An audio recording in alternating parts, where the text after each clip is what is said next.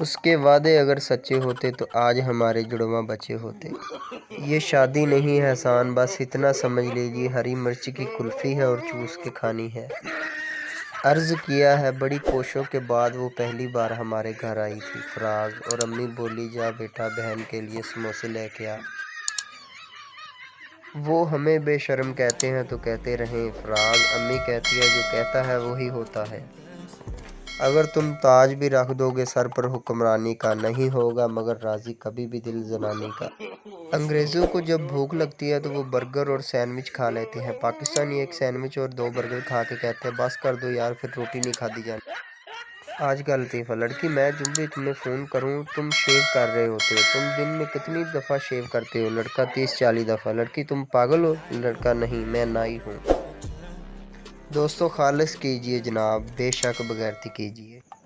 دوستو آپ کے یا آپ کے کسی دوست کو بال گرتے ہیں تو یہ ویڈیو سے سینڈ کریں۔ مٹی کے تیل سے بالوں کو اچھی طرح دھو کر 5 منٹ تک پٹرول سے مالش کر کے ان کو فوراً چولہے پر سکھا لیں، بال گرنا بند ہو جائیں گے۔ ہم لوگ پنجابی، ہم یہ نہیں کہتے آئی ڈونٹ کیئر، ہم سیدھا کہتے ہیں ساڈی جتنی بھی پرواہ نہیں۔ کچھ لوگ تو ایسے انگلی چلا رہے ہوتے ہیں جیسے کوہ نور ہیرا ہی مل گیا ہو۔ دوستو بہت ہی مزے کی بات ہے، ایک ولی کامل پہاڑوں میں نکل گیا، پیچھے دیکھا ایک آدمی آ رہا تھا، آپ نے پوچھا کیا چاہیے؟ آدمی نے کہا غریب ہوں کچھ عنایت فرمایا۔ آپ نے پہاڑ کی طرف انگلی اٹھائی، پہاڑ سونے کا ہو گیا، آپ چل پڑے، دیکھا وہ آدمی پھر پیچھے آ رہا ہے، آپ نے پوچھا اب کیا چاہیے؟ عرض کیا تھوڑا ہے، آپ نے دوسرے پہاڑ کی طرف انگلی اٹھائی، وہ بھی سونے کو ہو گیا، اور اسی طرح تیسری اور پھر چوتھی طرف انگلی اٹھائی، چاروں طرف کے پہاڑ سونے کے ہو گیا، آپ چل پڑے، پیچھے دیکھا وہ آدمی پھر آ رہا تھا، آپ نے پوچھا اب کیا چاہیے؟ اس آدمی نے عرض کیا انگلی۔ اگر گلاس ٹوٹنے کے بعد بھی گھر میں خاموشی رہے تو سمجھ جائیں گلاس امی سے ٹوٹا ہے اور غلطی بھی گلاس کی ہے۔ دوستو بہت ہی مزے کی بات ہے، ایک انگریز سیاستدان نے پاکستان کا دورہ کیا، واپس جاتے وقت اس نے ایک دکان پہ جلیبی دیکھی، جلیبی کو دیکھ کر وہ حیران رہ گیا کہ یہ کیسے اس طرح گول ہوتی ہے اور پھر اس کے اندر شیرہ کیسے جاتا ہے۔ اس نے 1 کلو جلیبی لی اور اپنے ملک لے گیا۔